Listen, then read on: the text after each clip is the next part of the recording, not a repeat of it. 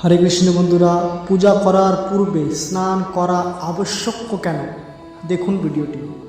দেখুন, কুর্ম পুরাণের 18টি অধ্যায়ের 16 এবং 9 নম্বর শ্লোকে বলা হয়েছে যে ভোরে স্নান করা শুভ, ফলদায়ক। ঘুম থেকে ওঠার পর শুদ্ধ হওয়ার জন্য প্রাতকৃত্য করে তারপর স্নান করে দেওয়া দরকার। মুনি ঋষিরাও এরূপ করে থাকেন। প্রাতকালীন স্নানে মন প্রফুল্ল থাকে এবং পাপ দূর হয়। এ কারণে পূজা, হোম, যজ্ঞ ইত্যাদি ক্রিয়া করার পূর্বে স্নান করা বিশেষভাবে আবশ্যক।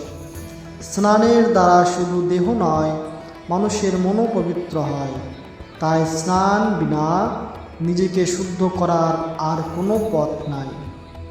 পূজা, যাগযজ্ঞ, সাধনা ইত্যাদি করার পূর্বে তাই পূজক বা সাধককে যথাবিধি স্নান করে শুদ্ধ ও পবিত্র হয়ে নিতে হবে। তবেই সে পূজা বা সাধনা করার যোগ্য হবে। তাছাড়া প্রাতকালে স্নান করলে মানুষের মনের হিংসা, দোষ, কটুতা, রাগ, অহংকার ইত্যাদি নষ্ট হয়, মন উন্নত হয় ও পবিত্র হয়। শ্রীমদ্ ভগবদ্গীতায় বলা হয়েছে যে ঈশ্বর ভক্ত ব্যক্তি সর্বদা পবিত্র থাকবে।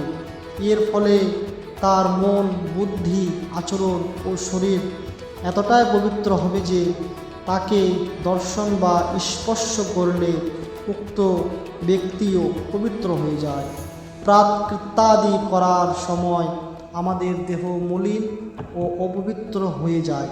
তাই স্নান করে পবিত্রতা আনতে হবে, তারপরে ধর্মীয় ক্রিয়াকলাপ শুরু করা বিধেয়। বিনা স্নানে কোনোরূপ ধর্মীয় ক্রিয়াকলাপ করা যাবে না। স্নান করলে যে লাভ হয় সেই সম্পর্কে বিশ্বমিত্র স্মৃতির অনুচ্ছেদে বলা হয়েছে যে গুণাদশ স্নান কৃত্য হি পুংসরূপং চ তেজশ্চ বলং চ শৌচম আয়ুষ্মারোগ্যম লোলুপত্বং দুঃখপননাশং চ তপস্য চ মেধা। অর্থাৎ কোনো ব্যক্তি যদি নিয়ম মেনে প্রত্যহ প্রাতে কালে স্নান করে তবে সে ব্যক্তির রূপ, তেজ, মেধা, আয়ু, রোগারোগ, নির্লোভতা, তপ প্রাপ্ত হয় এবং তার দুঃখ স্বপ্ন নাশ হয়।